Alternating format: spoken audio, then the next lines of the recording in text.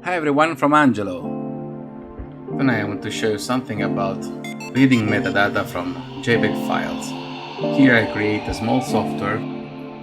You can open a JPEG file on a resized window, and then you can read the metadata, and you can extract the GPS coordinate, and you can even extract the location name, the place where you actually took the photo.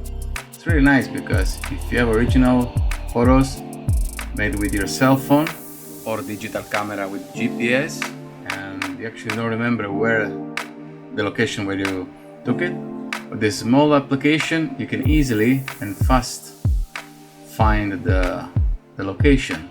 And this is just a little example of what you can do with Python, Qt, Designer, and the different libraries like the metadata. From there you can extract all the information you need for your application. Thanks for now, I hope you like it and see you next time.